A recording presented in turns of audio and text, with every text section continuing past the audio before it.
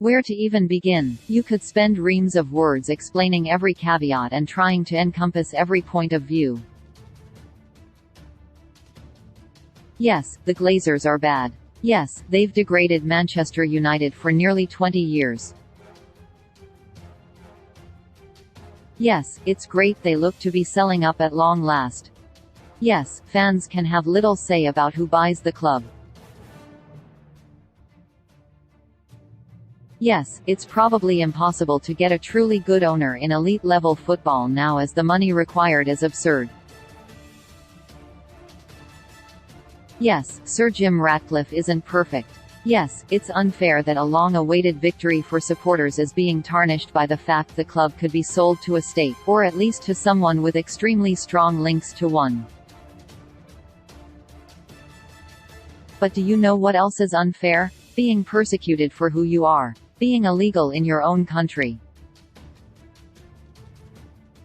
That's unfair. The petty concerns of winning trophies and signing players and having a nice stadium seem rather irrelevant when looked at through that prism. Football means a lot, a whole lot to a lot of people. But it doesn't matter that much.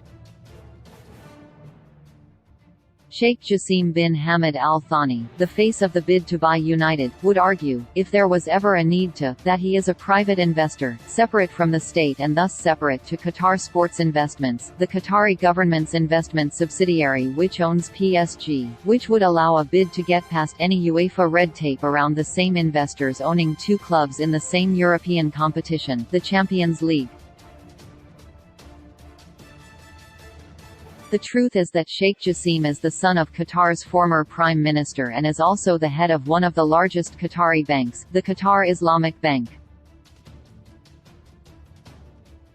The largest shareholder in that bank is Qatar's sovereign wealth fund. There is no getting away from the fact that there are numerous links between Sheikh Jassim and the wealth of the Qatari state. You only need to look at the owners of Newcastle United, the Saudi Arabia Public Investment Fund (PIF), to see how private businesses can suddenly become state ones. PIF provided the Premier League with legally binding assurances that the Kingdom of Saudi Arabia will not control Newcastle United Football Club to ensure their bid to buy the Magpies could go through, but last week PIF and its governor Yasser Al-Rumayyan, the chairman of Newcastle, attempted to claim sovereign immunity in a U.S. court during a live golf case, arguing they were shielded because they are part of a foreign government. Unfortunately, football has long been corrupted. This isn't some holier-than-thou plea to purify the soul of English football. The Glazers and fellow venture capitalists or oligarchs are hardly bastions of morals and ethics. There are bad owners everywhere and from everywhere. In actual fact, in isolation, the best owners of football clubs themselves have probably been nation-states. It's hard to argue with their success from a sporting point of view. Manchester City have gone from a middling side to one of the best on the planet and have enjoyed success no City fan could ever have dreamed of 15 years ago. Paris Saint-Germain have assembled the most mind-bending collection of forwards ever devised. Newcastle United are roaring back to the level a club of their stature should never have dropped from. Nation-states have the money, the will and the grimmest ulterior motive of all to improve clubs drastically. The same would almost certainly happen for United. That's inherently exciting for any fan. But is selling your soul for some great memories, a few scraps of silver and some nicer football really worth it? Because nation-states buy clubs not for success or to make money but to clean their own reputations in the eyes of the world. It works. It would be ignorant to say it isn't a hard decision to wrestle with. It should end TV. The answer is obvious, it's not.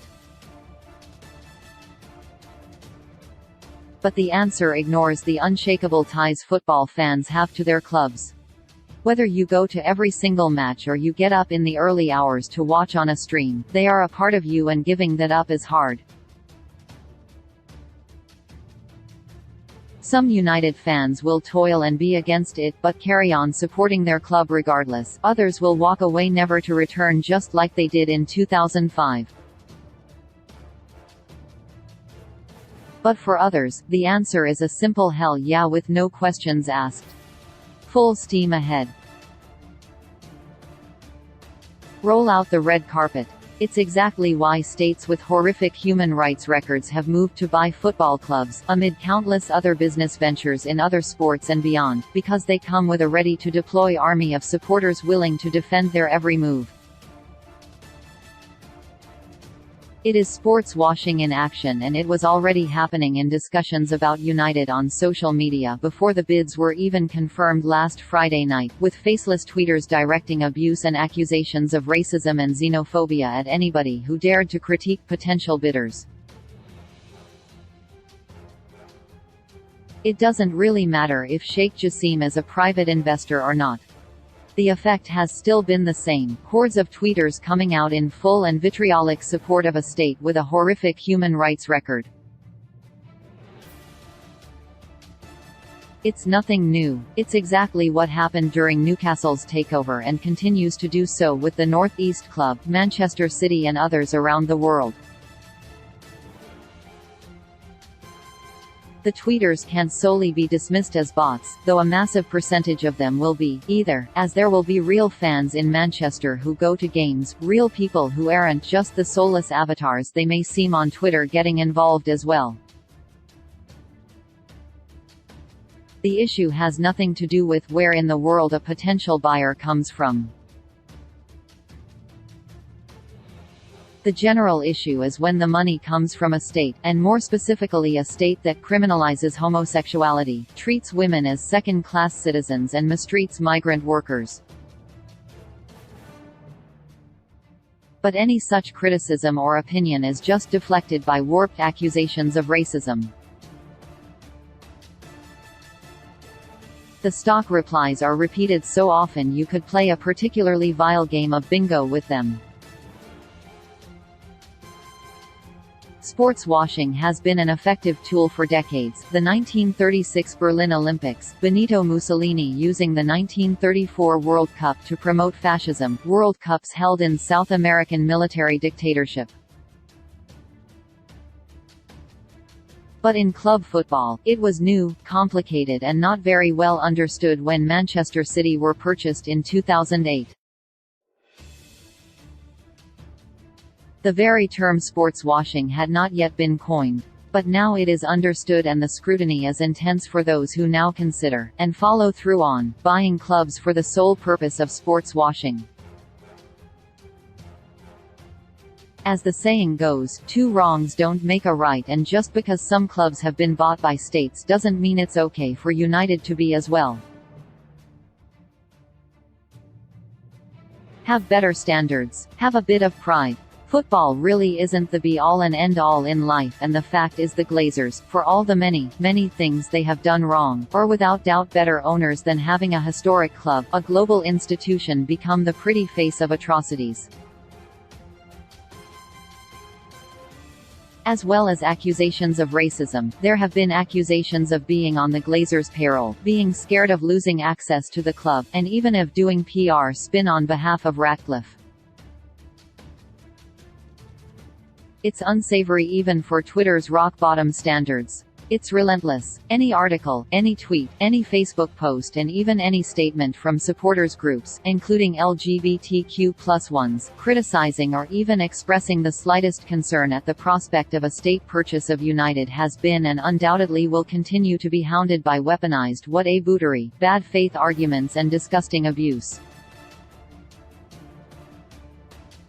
It's sports washing. It's exactly what Qatar wants, and they haven't even spent a penny yet. It's a bleak glimpse into what the future of Manchester United could look like.